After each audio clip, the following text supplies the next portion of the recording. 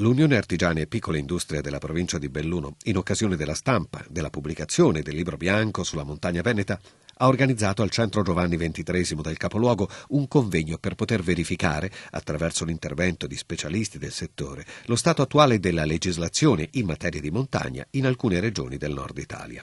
Buone pratiche sulle politiche montane, il caso Veneto a confronto con le altre regioni.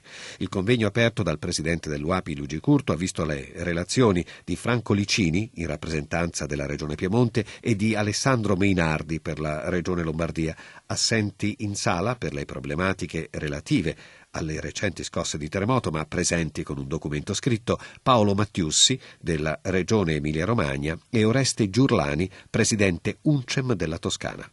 Per tutti l'obiettivo: fermare lo spopolamento, dare respiro e aiuto alle imprese. Ma punto forte è sicuramente la programmazione dell'attività congiunta con tutti gli enti che stanno sul territorio. Lo sforzo è quello di costruire dei pacchetti che durino degli anni e che portino avanti delle politiche congiunte fra pubblico e enti sociali ed economici. Il punto forte deriva essenzialmente anche dalla conformazione geografica della regione Piemonte, in quanto è notoriamente circondata completamente dalle Alpi da un lato e in parte anche dagli Appennini verso sud. Questo comporta che, a differenza per esempio della regione del Veneto, le montagne non sono concentrate per la maggior parte in un territorio, nel territorio di una singola provincia, ma sia i problemi e sia le potenzialità della montagna sono condivisi da tutte quante le province. Quindi dal punto di vista anche politico questo ha una notevole importanza, in quanto c'è un maggiore sostegno probabilmente delle politiche e quindi dell'attuazione delle politiche per la montagna. Qual è oggi l'obiettivo di assoluta priorità per le vostre zone montane? Mantenere la popolazione cercando di diversificare le attività che stanno sul territorio, quindi rafforzare la capacità competitiva delle aziende che oggi ci sono, portando delle cose nuove e quindi garantendo una competitività rispetto alle altre zone confinanti. Proprio per i tempi di austerità che stiamo tutti quanti purtroppo trascorrendo, abbiamo focalizzato l'attenzione sul mantenimento dei servizi essenziali alla popolazione. Questo in particolare perché è molto importante mantenere la popolazione di montagna in montagna.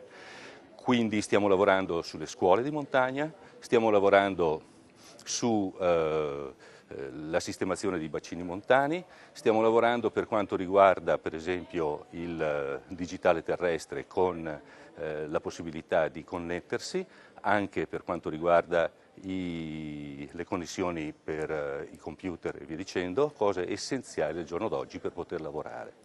Avete uno strumento operativo, ad esempio fiscale, per agevolare le aziende che operano in montagna?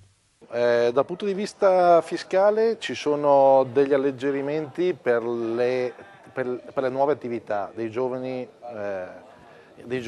e delle giovani soprattutto. Dal punto di vista invece dei soldi, delle risorse, abbiamo costruito un meccanismo che finanzia le nuove attività e le premia di anno in anno, verificando che cosa stanno facendo e quali apporti danno al territorio. Si tratta più che altro, più che di facilitare la singola azienda, quella di coordinare i lavori per tutte quante le aziende e per tutta la parte, diciamo, sociale di montagna. Significa il programmare, riuscire a programmare i fondi che sono a disposizione, da qualunque parte essi provengano.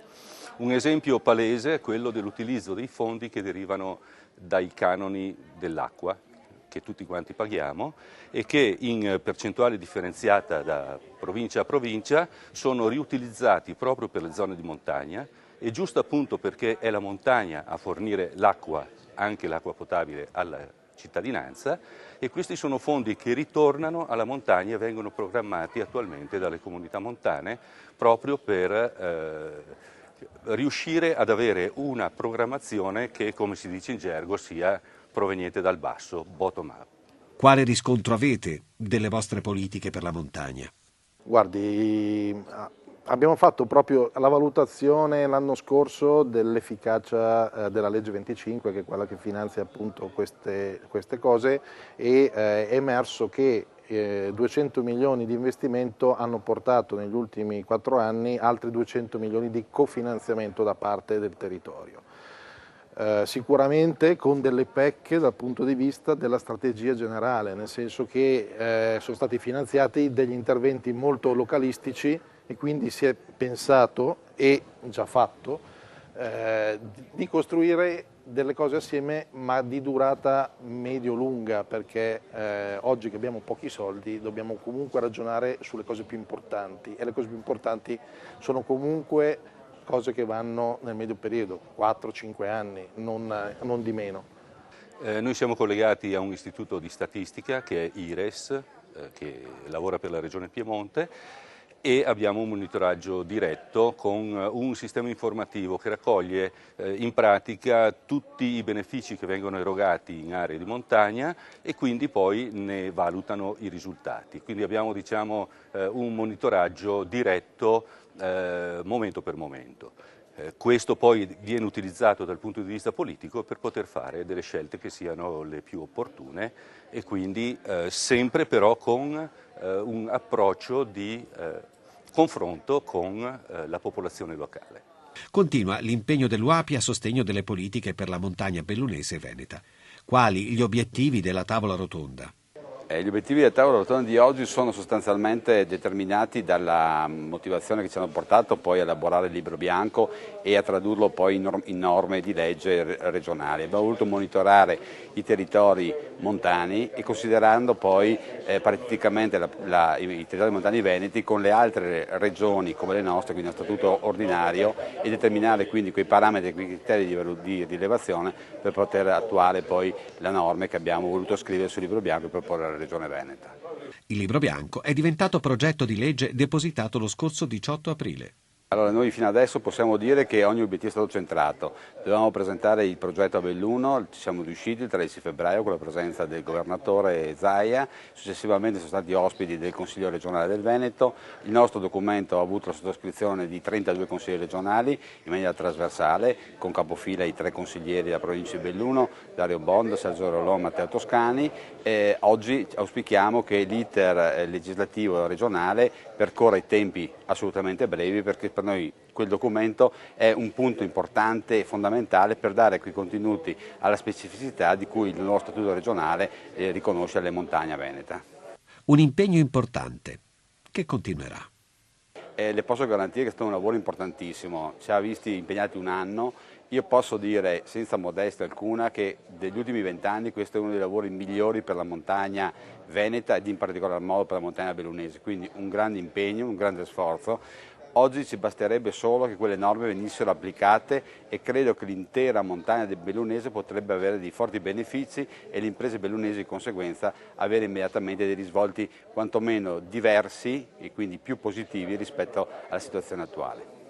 Concludiamo questo speciale dedicato alla pubblicazione del libro bianco sulla montagna veneta con la sintesi di quanto emerso dal convegno, ovvero il diverso approccio alla montagna nelle regioni Piemonte, Lombardia, Emilia-Romagna, Toscana e Veneto.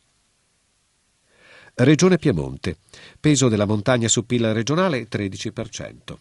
Progetti speciali integrati con fondi speciali attraverso le comunità montane. Programmi di sistemazione idrogeologica a cura delle comunità montane finanziati da quota parte della tariffa del servizio idrico. Salvaguardia dei servizi pubblici di prossimità, scuole, uffici postali, servizio farmaceutico, banda larga, digitale terrestre. Valorizzazione della rete escursionistica per la diversificazione dell'economia turistica. Regione Lombardia. Peso della montagna su PIL regionale 10,3%.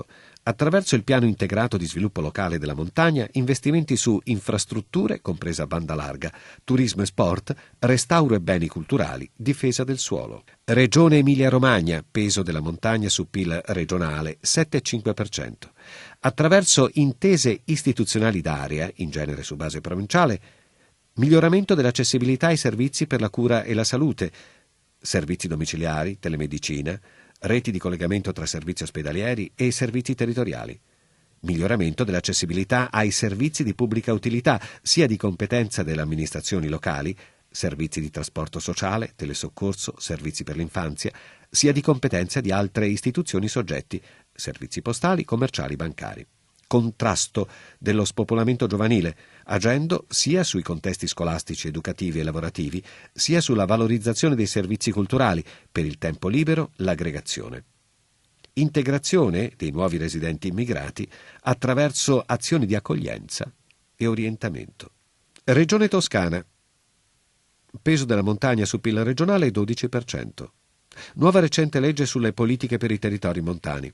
Il PRS indica le priorità politiche e gli obiettivi strategici in favore dei territori montani. Strumento volontario di sviluppo è il patto per la montagna tra giunta regionale ed enti locali su interventi prioritari strategici. Riduzione dell'aliquota IRAP per le attività esercitate nei territori montani. Ed infine Regione Veneto. Peso della montagna su PIL regionale 8,5%. Nessuna legislazione speciale per le zone montane. Montagna ampliata anche ad aree contermini, 171 comuni di cui solo 119 sono montani.